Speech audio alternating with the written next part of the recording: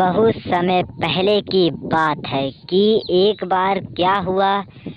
जब भूखी चुड़ैल वहां से गुजरती हुई अपने चली जाती थी और किसी को दिखाई भी नहीं पड़ती थी, तो एक दिन क्या हुआ, वह चुड़ैल अपने ही मन के साथ में ही वहां से जाने वाली थी। तभी वह रास्ते में उसे एक लड़की से मुलाकात होती है और वह कहने लगती है, मैं बहुत भूखी हूँ, मुझे तुम्हारे प्राण चाहिए और मैं तुम्हें खाकर ही जाऊंगी। यह सोचते हुए वह कहती है, चलो यहाँ से तुम निकलो, वरना मैं तुम्हें अभी घर जाकर बताती हूँ। यह सोचते हुए वह घर पहुँची तो चुड़ैल भी उसके पीछे से उसके घर पर आ गई और वह चिल्लाने लगी कि मुझे भूख लगी है, मुझे भूख लगी है। और उसके नारे यह सुनकर वह कहने लगती है, अजी ये कौन है? यह चुड़ैल है माँ जी, और ये कहती है मैं तुम्हें खा जाऊंगी। मुझे बहुत तेज से भूख लगी है और मैं किसी को भी खा जाऊंगी।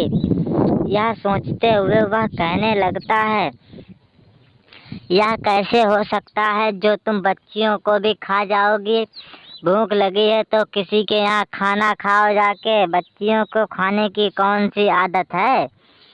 लेकिन उसकी बातों पर किसी ने भी यकीन नहीं किया और उससे कहते थे, तुम यहाँ से चली जाओ, वरना हमें नहीं पता तुम्हारे साथ क्या हो। यह सोचते हुए चुड़ैल ने उसे धमकी दी, मैं तो जा रही हूँ, लेकिन अपने बच्चों को बचाओ। यह सोचते हुए उसने सभी बच्चों को किडनैप कर लिया और कहने लगी, मुझे बहुत भूख लगी है, अब मैं तुम में से एक एक को खाऊंगी।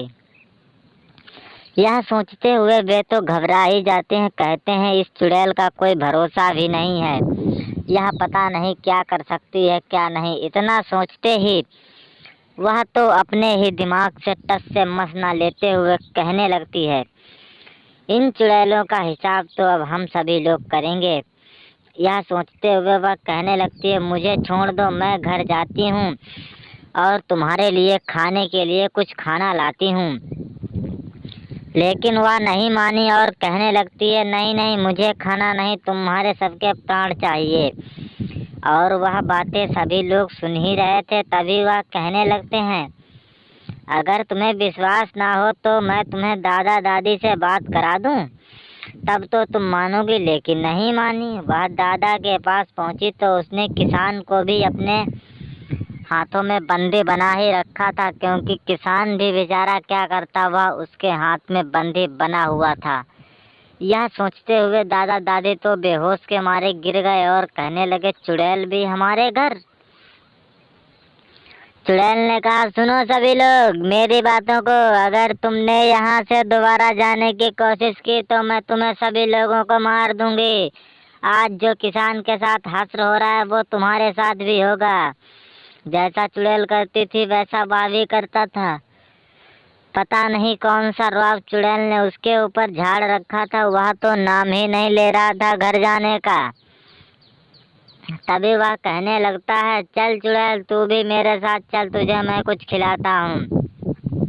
यह सोचते हुए सरपंच की बात ना मानते हुए चुड़ैल ने कहा, जे किसान मर गया, अब ये नहीं उठेगा। यह सोचते हुए किसान के दो बेटे चुड़ैल को जंगल में पकड़ के और बोले, इसको आज इतना मारो या छट्टी का दूध आ जाए।